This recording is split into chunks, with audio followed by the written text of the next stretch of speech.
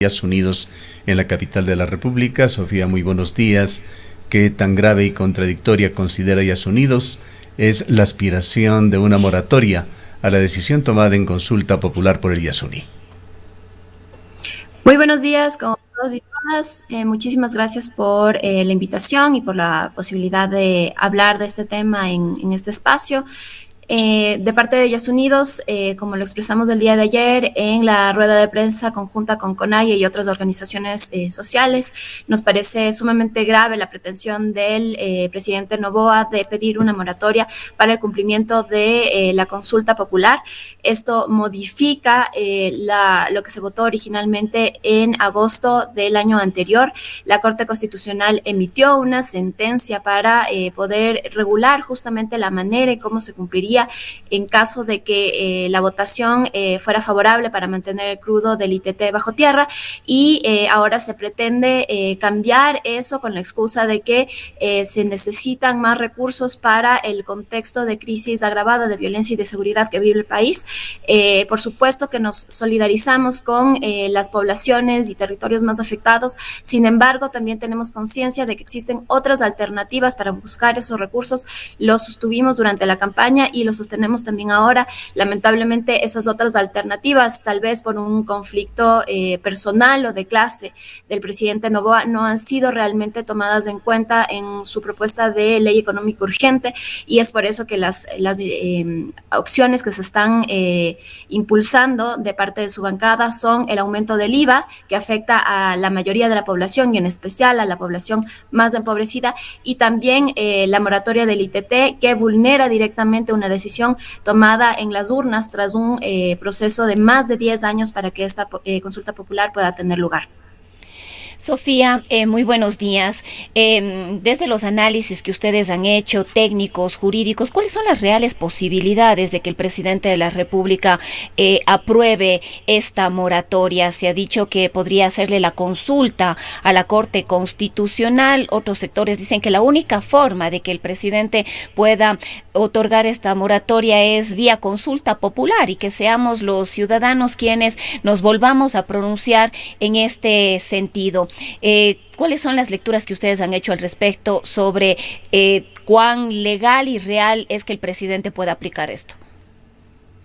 Bueno, con respecto a la primera opción, que es que el presidente pida directamente una moratoria a la Corte Constitucional, él tendría que probar que no existe la posibilidad de cumplir con el plazo otorgado originalmente por parte de la Corte Constitucional para el retiro progresivo del bloque 43. Esto no se refiere directamente a la remediación y demás procesos que entendemos toman muchísimo más tiempo, pero hasta ahora tanto el gobierno de Lasso el año anterior como el gobierno de Noboa no han tomado medidas concretas para empezar a detener esa producción, como dicta la sentencia que dice que a partir de la publicación de los resultados tiene que haber un cumplimiento inmediato y obligatorio.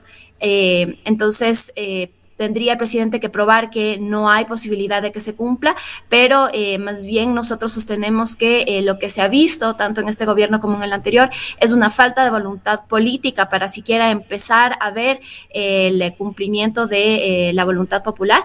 Y en cuanto a la consulta, nos parece un sinsentido absoluto. Esto se consultó hace 5 meses. No estamos hablando de una consulta que sucedió hace muchísimo tiempo y que pudo haberse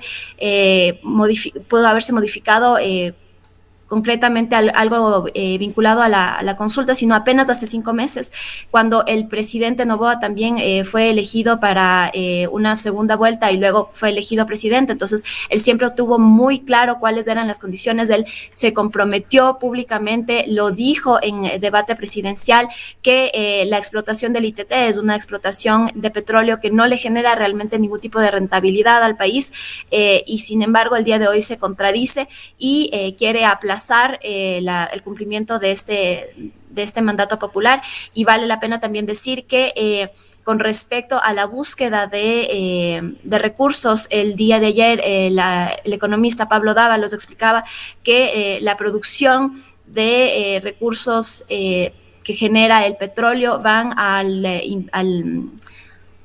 al presupuesto de inversión y no se puede hablar en enero de 2024 de una crisis fiscal porque apenas estamos empezando y estamos con un presupuesto prorrogado de 2024.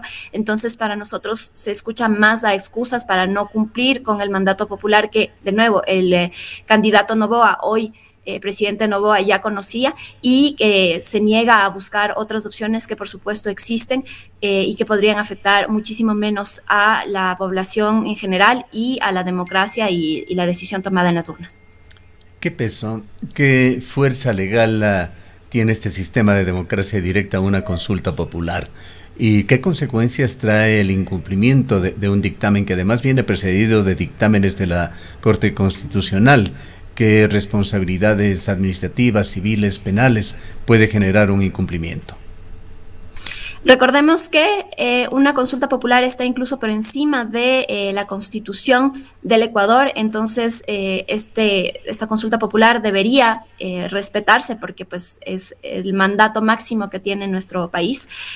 Las consecuencias administrativas podrían derivar si se demuestra el incumplimiento de la consulta en la destitución de los y las funcionarias responsables de que se impida el cumplimiento. En este caso, si fuera el presidente Noboa, pues tendría que haber decisión por parte de la Corte Constitucional con respecto a las medidas administrativas, pero además para nosotros es muy importante también vincularlo con el tema internacional, porque el caso de Yasunidos con respecto a la vulneración de derechos de participación y democráticos, al haber impedido durante más de 10 años que se lleve a cabo la consulta popular, es un caso que está en la Comisión Interamericana de Derechos Humanos y nosotros podemos, y lo haremos, presentar medidas cautelares ante este inminente deseo de vulnerar la voluntad popular, porque recordemos que la consulta y el que se haya dado fue parte de una medida de reparación ante la vulneración de los derechos de las más de 750,000 personas que firmaron para que se dé la consulta, y ahora en cambio estamos hablando de cómo se va a vulnerar el derecho de la mayoría de los ecuatorianos que votaron para que el petróleo quede en el subsuelo y que hoy se quiere desdecir eso. No sabemos en qué otro momento de la historia del Ecuador se ha pretendido con tanta rapidez y facilidad desdecir al pueblo ecuatoriano, revertir una decisión democráticamente y que además forma parte de un proceso de voluntad y de organización ciudadana y popular. Bien, para finalizar, ¿cómo ven ustedes otros temas como el extractivismo en general? Es decir, más allá de estos que tienen que ver con la actividad petrolera, ¿cómo está la actividad minera que se refleja de las actitudes del gobierno en la situación actual? Bueno, en general, nosotros como el colectivo ecologista estamos en contra de una política extractiva. No creemos que la solución sea la expansión de las fronteras extractivas ni en la minería ni en el petróleo.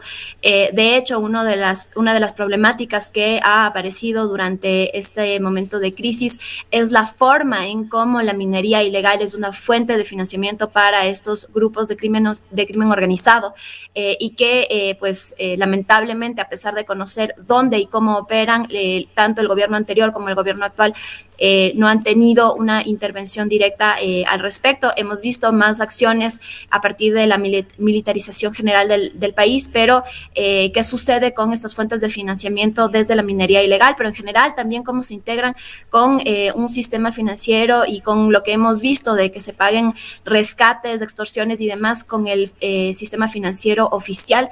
Creemos que esta supuesta guerra está dirigida principalmente a las poblaciones más empobrecidas y vulnerables, y los capos y grandes dirigentes y la infiltración que tiene el crimen organizado tanto en la policía como en las Fuerzas Armadas no es algo que se está abordando correctamente y que es urgente poderlo hacer para poder desmantelar realmente la crisis que estamos atravesando en la actualidad. Bien, le agradecemos mucho por habernos acompañado. Muchísimas gracias. Sofía Torres es miembro del colectivo Yasunidos, nos ha hablado desde la capital de la República. Son las 8:26.